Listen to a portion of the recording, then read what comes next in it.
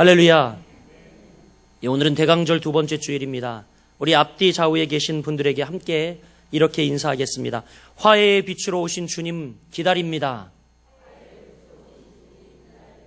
아멘. 예.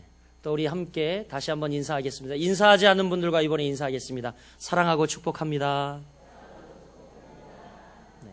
아멘. 오늘 본문 말씀을 가지고 화해의 빛으로 오신 주님 기다립니다. 이런 제목으로 함께 은혜를 나누고자 합니다. 여러분 혹시 누군가를 기다려 보셨습니까? 남편이 밤늦도록 집에 들어오지 않을 때 아마 남편을 사랑하는 아내라고 하면 그가 돌아오기만을 초조하게 기다리며 잠을 이루지 못할 것입니다. 그러나 만약 남편과는 아무 상관없이 초저녁 대바람부터 혼자 자버린다면 이미 사랑의 농도는 식어졌다고 의심할 수밖에 없습니다. 여러분, 대강절 과연 다시 주님을 기다린다는 것이 우리에게 어떤 의미가 있을까요? 주님은 이 땅에 초림하실 때에도 많은 이들을 기다리게 하셨습니다.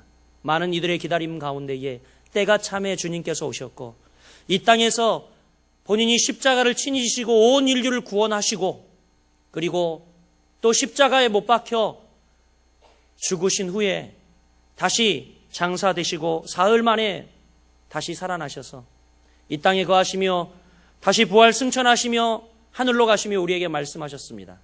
내가 반드시 다시 오리라. 내가 반드시 다시 오리라. 그 주님의 재림을 기다리는 우리들, 주님을 기다린다는 것 여러분에게 어떤 의미가 있는지 모르겠습니다. 로마 시대의 신학자인 터툴리안은 신앙이란 불을 켜놓고 기다리는 것이다, 이렇게 이야기를 했습니다. 여러분 뭔가 연상이 되지 않습니까? 저는 열처녀의 비유가 번뜩 생각나더라고요. 신앙이란 무엇이냐? 불을 켜놓고 기다리는 것이다. 그렇죠. 열처녀가 예수께서 언제 오실지, 신랑이 언제 올지 모르고 기름등불을 준비하고 그 불이 꺼지지 않도록 밤이 맞도록 기다리는 것처럼 신앙이 무엇이냐? 바로 신앙이란 불을 켜놓고 우리가 간절히 예수 그리스도의 재림을, 강림을 기다리는 것이다, 이렇게 말씀할 수가 있습니다. 여러분, 이 말에는요 어떤 의미가 담겨 있습니까? 기다린다는 것은 노력과 고통, 희망을 잃지 않는 인내의 의미가 내포되어 있습니다. 살다 보면 믿음을 지키는 것이 정말 힘들 때가 많이 있습니다. 목사인데도 말이죠.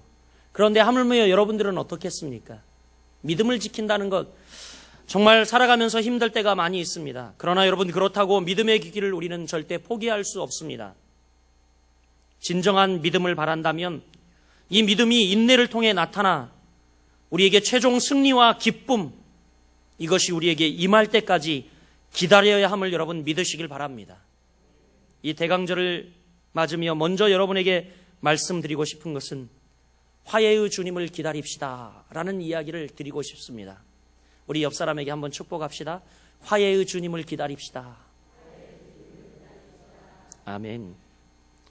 왜냐하면 주님께서는 이 땅의 모든 갈등과 절망의 벽을 허무시고 이 땅 위에 화평, 평화의 주님으로 오셨습니다. 그래서 오늘 우리는 진정한 화해, 진정한 평화를 모두가 기대하고 기다릴 수밖에 없습니다. 주님께서 우리들 마음에서 오실 때에 우리의 마음의 벽이 허물어지고 담이 허물어지고 그리고 이것들이 사라지지 않는다면 여러분, 그것은 거짓 신앙입니다. 에베소서 2장 14절부터 18절 말씀을 보면 주께서 우리에게 오실 때의 일들을 기록하고 있습니다. 그는 우리의 화평이신지라 둘로 하나를 만드사 중간에 막힌 담을 허시고 원수된 것 곧 의문에 속한 계명의 율법을 자기 육체로 폐하셨으니 이는 둘로 자기 안에서 한 세 사람을 지어 화평하게 하시고 또 십자가로 이 둘을 한 몸으로 하나님과 화목하게 하려 하심이라. 원수된 것을 십자가에서 소멸하시고 또 오셔서 먼 데 있는 너희에게 평안을 전하고 가까운 데 있는 자들에게 평안을 전하셨으니 이는 저로 말미암아 우리들이 한 성령 안에서 아버지께 나아감을 얻게 하려 하심이라. 사랑하는 여러분, 여러분들 기다리고 있는 이 대강절 기다림 가운데 이러한 기대가 있길 바랍니다. 막힌 모든 담들이 허물어지고 정말 주께서 오셔서 둘을 하나로 만드셨던 것처럼 이 모든 인류가 하나가 되고 또 흩어졌던 우리의 마음들이 하나가 되고 하나로 연결되어서 주님 안에서 성전이 되어 역사를 이루기를 주의 이름으로 축복합니다. 여러분, 한 해를 지나며 지나간 시간 마음속에 상처로 남아있는 모든 부분들이 무너져 내리시기를 주님의 이름으로 간절히 원합니다. 잠언 29장 9절 말씀에 보면요, 이런 말씀이 기록되어 있습니다. 지혜로운 자와 미련한 자가 다투면 지혜로운 자가 노하든지 웃든지 그 다툼이 그침이 없느니라. 이렇게 이야기를 하고 있습니다. 무슨 이야기냐면 좀 더 쉽게 이야기하면 이 이야기입니다. 다툼의 종식, 다툼의 끝은 누가 키를 가지고 있느냐? 그것은 미련한 자에게서 기대할 것이 아니라 지혜로운 자에게서 가능한 것이다. 이렇게 말씀하고 있어요. 오늘 여러분들의 삶의 화해와 다툼의 종식은 또 마음속의 앙금을 제거하는 것은요, 지혜로운 자, 즉 하나님을 경외하는 자에게서 나온다는 이야기를 하고 있는 것입니다. 우리는 지금 이제 화해의 말씀을 나누게 될 것입니다. 이 말씀을 나누며 기대합니다. 혹시 여러분 마음속에 오래된 상처의 찌꺼기, 쓴뿌리들을 가지고 있습니까? 사실 이 모든 것들은 많은 부분 우리의 오해와 미련함에서 기인된 것이고 때로는 이해하지 못함으로 인해 발생되는 일들입니다. 오늘 말씀을 듣는 우리에게 하나님이 이 모든 오해와 쓴뿌리들, 또 다툼, 이런 모든 것들이 다 지워지고 또 이 쓴뿌리들이 없어지고 뽑아지고 상처가 치유되기를 주님의 이름으로 축복합니다. 제가 조그만 잡지, 좋은 생각이라는 잡지를 읽다가 참 감동적인 글을 보았습니다. 제목이 한번 따라해 볼게요. 777지 못한 놈. 이런 제목의 글을 어떤 분이 기고를 했습니다. 제가 좀 읽어드리려고 합니다.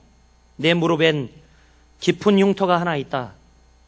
초등학교 5학년 때 보리 타작이 한창인 초여름, 수업을 마치고 집에 가는 길이었다. 집까지는 넉넉히 10리, 길에는 놀잇감 천지였다.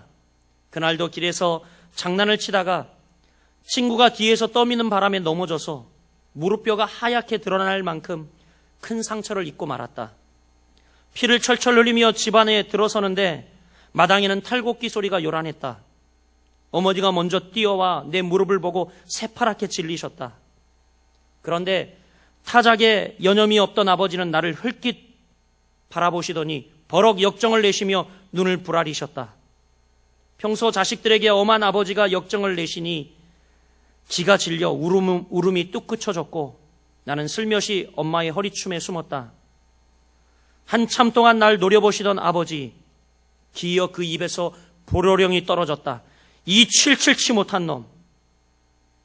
아버지는 그 말 한마디를 하시고 획 돌아서서 탈곡기에 다시 매달리셨다.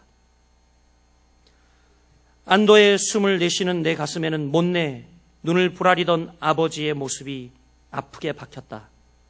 피와 땀과 눈물 범벅으로 돌아오면서 그래도 아버지가 달래주기만을 기다렸는데 오히려 면박만 당한 것이 섭섭했던 것일까? 자라면서 무릎에 난 흉터를 볼 때마다 아버지의 화난 모습이 떠올랐고 아버지가 왜 그랬는지 아무리 생각해도 이해할 수 없는 숙제가 되었다. 어느덧 시간이 흘러 나도 결혼하고 아버지가 되었다. 얼마 전은 아들 녀석이 친구들과 놀다가 앞니를 부러뜨린 채 들어왔다. 마음이 얼마나 속상하고 화가 나던지 아들에게 버럭 역정을 냈다. 이런 777치 못한 놈. 그리고는 뒤통수를 맞은 듯 한참 멍해졌다. 오래전 아버지의 목소리가 들렸던 것이다. 자식보다 아파하는 아버지의 마음의 소리가 내 귀에 쟁쟁이 들렸던 것이다. 오늘 사랑하는 여러분, 여러분들의 담이 턱 무너져 내리는 순간 하나님의 성전이 아름답게 지어져 가게 될 줄 믿습니다. 오해의 앙금이 없어지면 아름다운 관계, 이것이 다시 형성되고 화해의 역사가 일어납니다. 오늘 그 역사가 말씀을 듣는 우리 모두에게 임하기를 축복합니다. 오늘 우리는 참으로 본문을 통하여 하나님의 역사를 만들었던 아름다운 사람을 만나게 됩니다. 우리는 예수님의 오심을 생각할 때 흔히 누구를 먼저 생각합니까? 마리아를 먼저 생각하죠. 마리아의 역할을 아주 중요하게 생각하지만 여러분, 사실은 그의 남편 요셉의 마음과 그의 희생이 없었다면 예수님이 이 땅에 오심이 그다지 순탄치 못했을 것입니다. 요셉, 그는 의로운 사람이었습니다. 그래서 마리아가 부정을 저질렀으리라는 생각을 하였지만 아주 조용히 문제를 해결하려고 했습니다. 사랑하는 여러분, 혹시 화해의 능력을 아십니까? 화해의 능력. 성경에는요, 중요한 두 명의 요셉이 있습니다. 구약에 한 명 나오고 신약에 한 명이 나옵니다. 구약의 요셉은 어떤 요셉입니까? 구약의 족장 야곱의 아들이었던 요셉입니다. 그리고 또 신약에는 이렇게 예수님의 육신의 아버지인 요셉. 이 두 사람의 공통점이 있습니다. 공통점은 뭐냐면 두 분 다 마음이 너그러웠다라는 사실이고 또 화해의 사람이었다는 것이고 또 공통점은 꿈꾸는 사람이었다라는 겁니다. 같이 꿈꾸는 사람. 구약시대 이 요셉은요, 꿈을 통해 하나님이 주시는 비전을 간직하고 애굽 땅에서도 꿈을 통해서 자신의 꿈을 이뤘던 그런 꿈의 사람이었습니다. 신약의 요셉, 즉 이 예수님의 아버지, 육의 아버지 요셉은 어땠습니까? 꿈을 통해 하나님의 계시를 받고요, 자신의 진로를 수정한 사람이었습니다. 즉 약혼녀였던 마리아가 임신한 사실을 알고 관계를 끊으려고 했으나 꿈속에서 천사의 말을 듣고 마리아를 받아들이게 된 것이죠. 두 사람 모두 다 꿈에 순종하는 사람이었습니다. 바라기는 우리 거룩한 빛 성광교회 성도들도 하나님이 여러분 마음 가운데 주시는 꿈에 순종하는 여러분들 되시기를 축복합니다. 구약의 요셉은 가문 때문에 시달리는 이스라엘 민족이 그를 통하여 모두가 구원을 받게 되었습니다. 신약의 요셉은 요셉 때문에 예수님이 이 땅에 오셔서 온 인류를 구원하게 되는 구원의 통로가 되었습니다. 요셉을 생각할 때마다 떠오르는 단어가 있습니다. 그것은 바로 화해, 용서, 관용, 이런 단어들입니다. 이것들이 얼마나 중요한지를 생각하게 됩니다. 하나님께서 구약의 요셉을 사용하시게 된 배경은요, 무엇보다도 요셉이 용서할 줄 아는 그 마음 때문이었습니다. 여러분 한번 생각해 보십시오. 요셉이 얼마나 마음속에 많은 한을 안고 살아갔겠습니까? 창세기 38장에 보면 요셉은 양을 치고 있는 형들을 만나러 가다가 그를 미워하던 형들에 의해서 어린 나이에 애굽으로 팔려가 노예 생활을 시작합니다. 친혈육에게 버림을 받고 돈에 팔려 머나먼 이국 땅으로 갔다. 여러분 이것이 얼마나 마음의 상처가 되었을까요? 한번 생각해 보십시오. 그런데 그런 상처에도 불구하고 자신에게 주어진 환경에 최선을 다해 산 사람이었습니다. 그래서 노예였지만 고생스럽게 얻었던 지위를 이제 주인의 아내 때문에 졸지에 잃어버리고 옥에 갇히게 되었죠. 그것도 불의한 일 때문이 아니라 하나님 앞에서 범죄하지 않으려고 주인에 대한 신의를 저버리지 않게 노력을 하다가 여러분 그가 이런 억울한 일을 당했습니다. 그는 옥에서도 아주 성실한 사람이었습니다. 창세기 39장 22절부터 23절을 보면 전옥이 옥중제수를 다 요셉의 손에 맡김으로 그 재반 사물을 요셉이 처리하고 전옥은 그의 손에 맡긴 것을 무엇이든지 돌아보지 아니하였으니, 이렇게 요셉은 신뢰받는 사람이었습니다. 또 그는요, 그곳에서 왕의 술 맡은 자와 떡 맡은 자의 꿈을 해석해 주었습니다. 그런데 그들은 요셉의 은혜를 잊어버렸어요. 그래서 2년이나 더 감옥에서 기다려야 했던 사람입니다. 어쩌면 한에 쌓여서 복수를 품고 살아도 됨직할 그런 인물 아닙니까? 사랑하는 여러분, 용서하지 못하고 분노로 살아간다는 것이 얼마나 무서운 일이고 얼마나 위험한 일인지 아십니까? 이것은 마치 폭탄을 내가 안고 살아가는 것과 같습니다. 용서하지 못하고 살아간다는 것, 용서하지 못해 분노를 품고 살아간다는 것은 굉장히 여러분 위험한 일입니다. 우리가 용서하지 못하는 사람이 되면 한을 품고 살아가면서 세상을 올바른 시각으로 보지 못합니다. 그렇기 때문에 용서하지 못하고 화를 품고 살아가면 여러분 이것은 나에게 마이너스예요. 용서, 화해, 관용, 이것은 누구를 위해 하는 것입니까? 한번 따라해 볼게요. 나를 위해 하는 것이다. 그래요, 여러분. 왜냐하면 우리가 용서하지 못하고 화를 품고 살아가는 것은 올바른 시각으로 이 세상을 바라보지 못하게 합니다. 자신이 당한 아픔을 해결하지 못하고 원한을 품고 있는 한 풍성한 하나님의 축복을 경험하지 못합니다. 오늘 성경은 우리에게 아주 큰 깨달음을 줍니다. 용서의 사람을 통해, 화해와 간용의 사람을 통해서 하나님이 어떻게 우리를 축복해 주시는지 깨닫게 해 주십니다. 구약에 나오는 이 요셉이 용서의 사람인 것을 어떻게 알 수 있냐면 창세기 41장 51절에 보면 알 수 있어요. 이제 창세기 41장 51절에 보면 이 요셉이 그의 첫째 아들을 낳고 이름을 뭐라고 지었냐면, 첫째 아들이 누구게요? 예? 므낫세입니다. 맞습니다. 므낫세예요. 므낫세. 그런데 므낫세를 낳고 41장 51절에 이렇게 이야기합니다. 요셉이 그 장자의 이름을 므낫세라 하였으니 하나님이 나로 나의 모든 고난과 나의 아비의 온 짐 일을 잊어버리게 하셨다 하미요. 그 이름 뜻이 무엇인지 아십니까? 예, 잊어버렸다, 그런 뜻이에요. 나의 고통, 나의 과거, 나의 슬픔, 과거의 그 형들에게 버림받고 또 정말 믿었던 주인에게 또 배신당하고, 그리고 감옥에서 또 꿈을 해석해 줬던 그 관료들이 은혜를 잊어버리고, 그런 상황 속에서도 요셉은 끝까지 참았죠. 끝까지 참고 인내하고 그들을 다 품고 용서했다라는 것입니다. 그래서 그 첫째 아들을 낳고 이제 다 잊어버렸다, 므낫세, 이렇게 이름을 지었어요. 여러분, 여기서 있다라고 하는 단어는요, 독특한 형태를 가지고 있습니다. 히브리어 이 분사로 기록된 이 있다라고 하는 단어는 자신의 의지가 아닌 외부의 힘에 의해서 잊어버리는 것을 말합니다.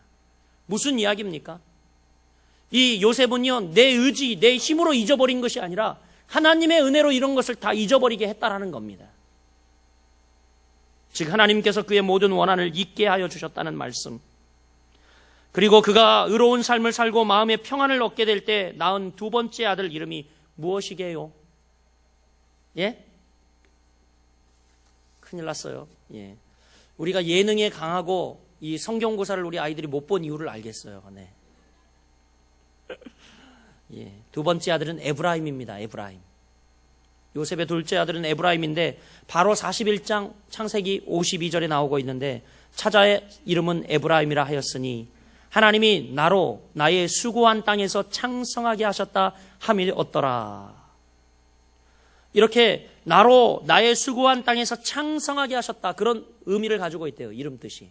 그런데 실제 에브라임이라는 말을 직역하면 무슨 뜻인 줄 아십니까? 두 배의 결실이라는 뜻이에요. 두 배의 결실. 쉽게 얘기해서 여러분 뭐요? 흔들어 그러면 따블, 예, 따따블, 예, 그러는 거죠, 그렇죠? 두 배의 결실이라는 의미를 가지고 있습니다. 이게 무슨 말입니까? 이제 요셉이 원한을 잊어버리고 화해와 용서의 삶을 살아갔을 때 둘째 아들을 낳을 무렵 하나님의 축복이 갑절로 임했다라는 것입니다. 여러분 잘 기억하십시오. 우리들 삶에서 므낫세 하면 에브라임의 축복이 임합니다. 할렐루야. 우리가 원한과 그리고 우리에게 있는 이 적대적 감정과 그리고 우리 마음속에 자리 잡고 있는 이 쓴뿌리들을 우리가 잊어버리고 뽑아버리면 우리에게 하나님의 은혜가 더블로 임한다라는 겁니다. 갑절로 임한다라는 겁니다. 우리 옆 사람에게 이렇게 이야기합시다. 므낫세 하면 에브라임 됩니다. 아멘. 아멘. 요셉이 형들을 만났을 때 장면을 기억합니까? 정말 요셉이 형들을 만났을 때 장면, 요셉의 모습은 이미 상처가 다 치료되고 화해와 용서의 마음으로 형들을 받고 있습니다. 창세기 45장 5절 말씀에 보면 당신들이 나를 이곳에 팔았으므로 근심하지 마소서, 한탄하지 마소서, 하나님의 생명을 구원하시려고 나를 당신들 앞서 보내셨나이다, 이렇게 이야기하고 있습니다. 그렇습니다. 요셉은 세상을 보는 눈과 자신의 삶에 일어난 일들에 대해 다른 해석을 하고 있어요. 형들은 무서워 벌벌 떨고 있지만 요셉은 전혀 다른 해석을 하고 있어요. 사랑하는 여러분, 우리가 주의 이름의 권세로 믿음의 역사로 모든 것을 잊고 용서하며 살아간다는 것이 얼마나 큰 축복인 줄 아십니까? 이렇게 여러분, 므낫세 하면 에브라임의 축복이 임합니다. 이제 한 해도 얼마 남지 않았는데 올해 여러분 가지고 있는 여러 앙금, 또 잊지 못할 상처, 그리고 아직도 화해하지 못했던 여러분들과 여러분 므낫세 하는 은혜가 임하길 축복합니다. 그러면 여러분 에브라임의 축복이 임할 것입니다. 이렇게 요셉의 화해의 능력을 가지려면 여러분 오늘 본문 말씀에 보니까 24절 이렇게 이야기를 하고 있습니다. 24절 같이 한번 읽어보겠습니다. 시작. 요셉이 잠에서 깨어 일어나 주의 사자의 분부대로 행하여 그의 아내를 데려왔으나. 아멘. 주의 사자의 분부대로 행했다라는 말씀이 제 눈에 들어왔습니다. 말씀을 묵상하면서 저는 새로운 깨달음이 있었습니다. 저는 이 화해하고 용서하는 문제가 늘 양쪽의 문제라고 생각했거든요. 양쪽의 문제.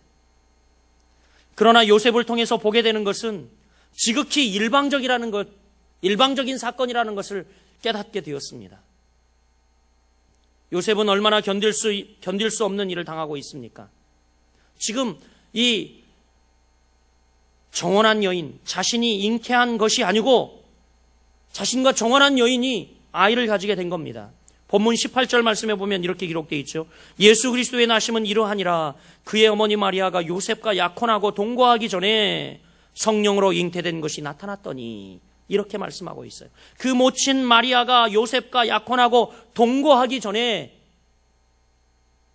아마 추측건데 외적으로 드러날 만큼 지금 배가 불러서 정혼자였던 요셉이 자연스럽게 알게 된 것이죠. 여러분 얼마나 견디기 힘든 일이었을까요? 게다가 요셉이 어떤 사람이었는지 아십니까? 오늘 성경 본문에는 요셉을 소개하기를 19절 보세요. 그의 남편 요셉은 어떤 사람이라고요? 의로운 사람이다, 이렇게 소개하고 있어요. 여러분 의로운 사람, 그러니까 이게 어떤 의미인지 여러분 잘 모를 겁니다. 영어 성경이나 원문을 보면 정확하게 이 의미가 드러나고 있는데 영어 성경에는 이렇게 기록되어 있죠. A man of stern principle, 이렇게 기록되고 있습니다. 무슨 뜻이냐면 원칙 중심의 사람이었다라는 거예요. 헬라어로 보면 이 사람이 어떤 사람이었냐? 의로운 사람이다. 이것이 바로 율법적인 사람이었다, 이런 의미를 가지고 있습니다. 율법적인 사람. 보세요. 당시 율법에 의하면 율법 신명기 22장 23절부터 24절, 처녀인 여자가 남자와 약혼한 후에 어떤 남자가 그를 성읍 중에 만나 통갈하면 너희는 그 둘을 둘 다 성읍 문으로 끌어내고 그들을 돌로 쳐 죽일 것이니 그 처녀는 성읍 중에 있어도 소리를 지르지 아니하였으며 그 남자는 그 이웃의 아내를 욕보였음이라. 너는 이같이 하여 너희 중에 악을 제할지니라. 지금 마리아는 율법에 의하면 돌에 맞아 죽어야 할 형국입니다. 그런데 이 요셉은요, 의로운 사람, 아니요, 정확하게 얘기하면 이 요셉은 굉장히 율법적인 사람이고 프린시플, 이 원리 원칙주의, 원칙 중심적 삶을 살고 있는 사람이었습니다. 아마 마리아를 받아들이는 것은 그 마음에 절대 용납할 수 없는 일이고 받아들일 수 없는 사실입니다. 요셉이 괜찮은 사람이었기 때문에 마리아가, 여러분, 그러나 이 마리아를요 죽이지 않고 이제 다른 마음을 먹습니다. 조용히, 어떻게 해요? 조용히 끊으려고 하죠. 조용히 관계를 정리하자는 겁니다. 요셉의 두 가지 선택 중 가장 인간적인 선택이었어요. 한 선택은 그를 돌에 맞아 죽게 하는 선택이었고, 한 선택은 어떻게 해요? 가만히 그와 관계를 끊으면 되는 겁니다. 즉 약혼을 파하고 이제 관계를 정리하면 되는 거죠. 그런데 여러분, 결국 하나님은요 그렇습니다. 하나님의 역사는 누구하고 관계 가운데 일어나는 일이 아니라 지금 이 요셉은 하나님이 전혀 다른 두 가지 방법이 아닌 세 번째 방법 선택을 요구하고 계시는 말씀을 발견하게 됩니다. 20절 말씀 보시죠. 우리 같이 한번 읽어보겠습니다. 20절 시작. 이 일을 생각할 때에 주의 사자가 현몽하여 이르되 다윗의 자손 요셉아, 내 아내 마리아를 데려오기를 무서워하지 말라. 그에게 잉태된 자는 성령으로 된 것이라. 아멘. 이제 지금 요셉이 이제 관계를 조용히 정리하려고 하는데 하나님이 세 번째 선택을 요구합니다. 가서 아내 마리아를 데려와라. 그는 성령으로 잉태된다. 성령으로 잉태된 자다. 그렇습니다, 여러분. 요셉의 결단은 이제 마리아하고 관계가 있는 것입니까? 아니요, 전혀 마리아하고 관계가 있는 것이 아닙니다. 요셉의 선택은 이제 하나님의 말씀을 듣고 자신이 결정한 거예요. 자신이 결정한 거. 결국 하나님의 역사는 누구하고 관계 속에서 일어나는 것이 아니더라고요. 결국 하나님의 역사는요, 나의 결단, 하나님 앞에서 나의 순종, 이것을 통해서 일어납니다. 저는 이 말씀을 보면서 스스로 제 속에 있는 변명들을 보게 되었습니다. 누군가를 용서하고 화해해야 하는 순간에 쳐드는 생각이 있지요. 주님, 저는 준비되었습니다. 그러나 과연 저 사람이 받아들일까요? 혹은 저는 용서하더라도 저 사람이 받아들이지 않는다면 무슨 소용이 있을까요? 그런데 오늘 이 말씀을 통하여 깨닫게 되는 것은 예수님의 탄생은 요셉의 결단과 화해의 능력을 통해서 이루어지고 있다는 말씀입니다. 주의 사자의 분부대로 행하여, 주의 사자의 분부대로 행하여. 요셉은 마리아를 데려왔습니다. 자신의 선택이 아닌 하나님의 선택의 편에 서게 된 것입니다. 하나님의 말씀에 순종하게 된 것입니다. 주님의 분부대로 모든 것을 감수하고 주님 편에 서 있는 이 요셉.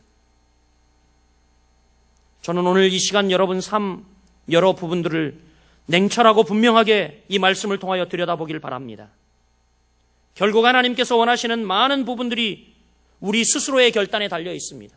우리가 하나님 말씀에 어떻게 결단하느냐, 순종하느냐, 반응하느냐, 이것에 달려 있는 것이지 여러분 타인과의 관계에 있지 않습니다. 주님께서 여러분들의 마음속에 양심에 어떻게 말씀하고 있습니까? 여러분들의 선택이 아닌 성령님의 선택이 어떤 부분들입니까? 여러분, 우리는 그것에 순종해야 합니다. 그 주님의 음성에 우리는 엎드려야 합니다. 결국 여러분, 우리 인생이 우리의 뜻대로 계획대로 되지 않습니다. 우리의 기도대로가 아닌 하나님의 계획대로 되어가고 있다는 것을 우리가 믿는다면 우리는 반드시 주님의 부르심에 순종하는 것, 이것이 가장 현명한 일이요 현명한 성도인 것입니다. 여러분들 마음속에 분명히 항변할 만한 말들이 많이 있을 것입니다. 하나님, 이 일이 잘못된 것은 저의 문제가 아닙니다. 그 사람이 바뀌지 않는다면 저도 어떻게 해볼 도리가 없습니다. 이렇게 말할 것입니다. 혹은 하나님, 저는 할 수 있는 노력은 다 해보았습니다. 그리고 제가 100번 양보하고 가장 인간적인 방법으로 자비를 베풀고자 결정했습니다. 그 사람을 배려하면서 말이죠. 그런데 여러분, 그 뒤의 의도를 여러분 한번 들여다보시길 바랍니다. 그 결정들 속에 정말 여러분, 결국 내 자신은 손해보지 않고 결국 내 자신의 명예에는 해가 가지 않으려는 계산들이 없느냐 말입니다. 결국 여러분들의 자존심이 꺾여야 하는 결단들이 아니냐는 것이죠. 주의 사자가 요셉에게 나타나서 여러분 순종하라고 분부한 이유가 무엇인 줄 아십니까? 주의 사자가 나타나서 요셉에게 순종하라고 말합니다. 그 이유가 무엇입니까? 그것은 바로 대의, 하나님의 뜻 때문이었습니다. 22절 말씀을 보십시오. 22절 같이 읽어보겠습니다. 시작. 이 모든 일이 된 것은 주께서 선지자로 하신 말씀을 이루려 하심이니 이르시되 아멘. 바로 하나님께서 우리에게 오셔서 내가 순종하고 화해해야 할 이유가 있다면 바로 하나님의 뜻을 이루기 위함이란다. 우리에게 말씀하고 있습니다. 여러분, 이렇게 말씀하실 때 우리가 화해하지 못하고 사랑하지 못하고 품어주지 못하고 어떻게 하나님의 성도, 하나님의 사역자가 될 수 있을까요? 우리는 분명히 이 크리스마스 계절을 맞으며 한 사람에 대한 배려와 사랑이 필요합니다. 요셉에게서 느껴지는 따뜻한 배려의 마음, 사실 우리가 성탄절을 맞이하면서 우리가 가장 많이 느끼게 되는 이 사랑의 마음 아니겠습니까? 여러분, 누군가의 헌신적 배려와 사랑은요, 임마누엘의 역사를 만들어냅니다. 누군가의 헌신적 배려와 사랑, 임마누엘의 역사를 만들어냅니다. 우리 성도들에게 가장 큰 복이 뭡니까? 주님이 나와 함께 하시는 것, 하나님이 나와 함께 하시는 것. 누군가의 배려와 사랑에 따라 반드시 이 임마누엘의 역사가 이루어질 줄 믿습니다. 임마누엘이야말로 이 성탄에 우리에게 주시는 하나님의 가장 큰 선물이요, 가장 분명한 약속입니다.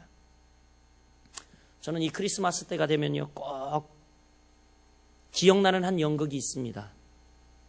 그게 뭐냐면 빈방 있어요 라는 그런 연극이죠.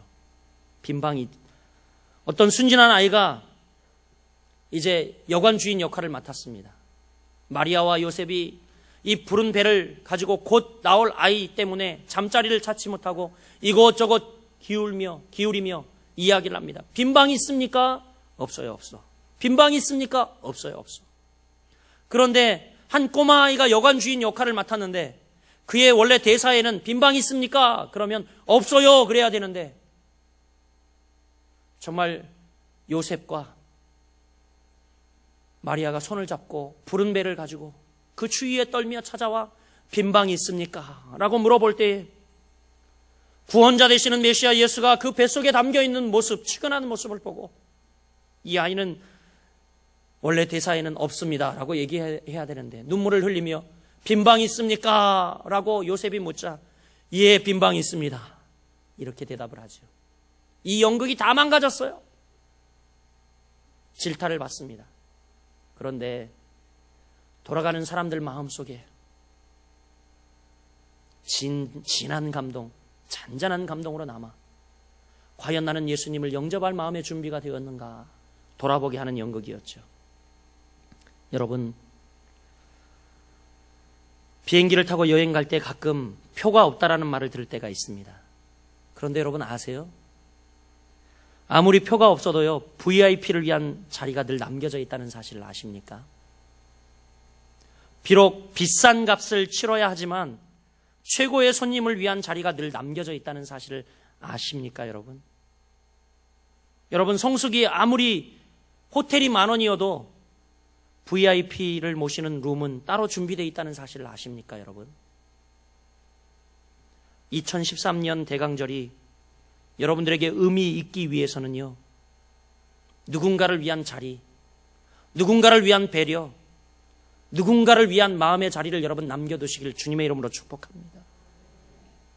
여러분 마음에 따라 그 아름다운 공간이 만들어질 수 있을 것입니다.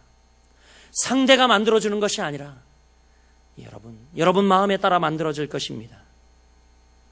또한 저는 이 대강절을 맞으며 여러분을 위한 자리도 마련하라고 말씀드리고 싶습니다. 여러분이 얼마나 소중한 존재인지 아십니까?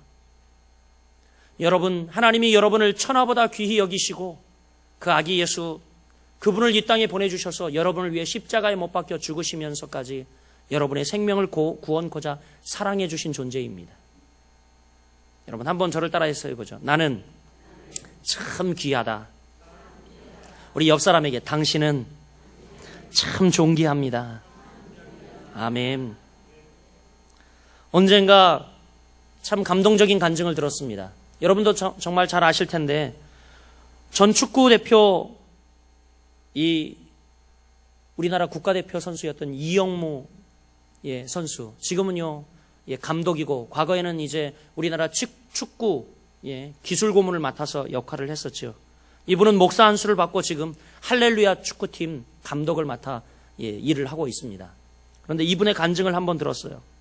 이분의 키가 165, 그 다음에 체중은 57kg, 100m를요 13초 밖으로 달립니다.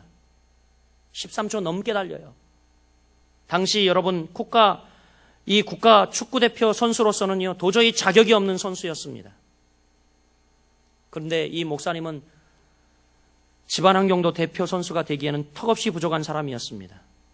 그런데 그가 말하기를 늘 그의 마음속에는 주님이 계셨다고 이야기합니다. 주님이 함께 하셔서 할 수 있다는 생각을 늘 가지고 선수 생활을 했다고 합니다. 옛날 축구 경기를 볼 때마다 여러분 아나운서가 했던 말이 어렸을 때 기억이 납니다. 네, 악바리 이영무 선수, 예, 공을 몰고 갑니다. 악바리 이영무 선수, 악바리. 모든 아나운서가 당시에 이영무 선수를 악바리라고 이야기를 했어요. 악바리. 정말 악착같이 뛰었던 사람. 그래서 다른 사람들은 저 사람이 남들보다 박지성 선수처럼 남다른 패를 가지고 있을 거다. 그런데 아무리 검사를 해봐도 그는 보통 사람과 다르지 않다고 합니다. 그러나 그는 늘 여러분 필요한 사람으로 기억이 되고 있습니다. 이영무 목사님이 소개하기를 그때 간증 때 소개하는데 자신의 별명이 넝마주의 꼴잡이였대요. 넝마주의 꼴잡이. 예, 무슨 이야기예요?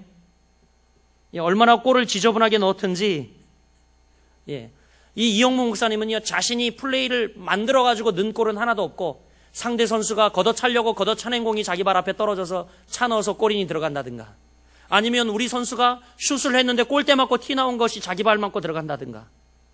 예, 넝마주의 꼴잡이였다고 합니다. 넝마주의 꼴잡이. 그런데 그 다음 말씀이 너무 멋있었어요. 자신이 작품을 만든 것보다 남이 실수한 거나 자기 앞에 굴러오는 것을 넣은 것이 훨씬 많았다는 거죠. 그래서 감사한다는 겁니다. 왜냐하면 멋진 골을 넣었으면 자기가 쫙 쌈박하게 손흥민처럼 몰고 가서 왼쪽 발로 그냥 중장거리 슛을 멋지게 골 네트를 가르며 탁 꽂아 넣었다면, 야, 역시 나는 실력이 있어, 멋진 선수야, 자만했을 텐데 자기는 늘 지저분한 골만 넣었답니다. 그래서 그가 이야기합니다. 늘 넝마주의 골을 넣다 보니 늘 내 자신이 하나님의 은혜 가운데 살고 있다는 것을 깨닫게 되었다는 겁니다. 야, 이 축구도 하나님 은혜로 하는구나. 내 실력으로 하는 것이 아니라 하나님 은혜로 하는구나 깨달았게 되었다는 거죠. 사랑하는 거룩한 성강교회 성도 여러분, 이 대강절에 여러분을 위한 자리도 만들어 보시길 바랍니다. 여러분을 너그럽게 하나님의 인도하심 가운데 맡기면서 배려해 보십시오. 여러분, 자리를 만든다는 것이 어떤 의미인 줄 아십니까? 순종에 대한 여지를 남겨둔다는 이야기입니다. 순종에 대한 여지. 우리의 생각을 한번 젖혀놓고 주님의 순종에, 주님의 말씀에 순종할 그런 준비를 하라는 것입니다. 특별히 용서와 용납이라는 부분에서 나의 생각이 아닌 어떻게 하면 하나님이 기뻐하실 것이며 어떻게 하면 하나님의 뜻이 이루어질 것인가 생각하면서 여러분, 이 대강절을 의미 있게 화해와 용서와 화평을 이루며 정말 화해의 주님으로 이 땅에 오신 그 주님을 기다리며 기대하며 여러분, 요셉처럼 주님 앞에 순종하여 화평을 이루는 여러분 되시기를 주의 이름으로 축복합니다.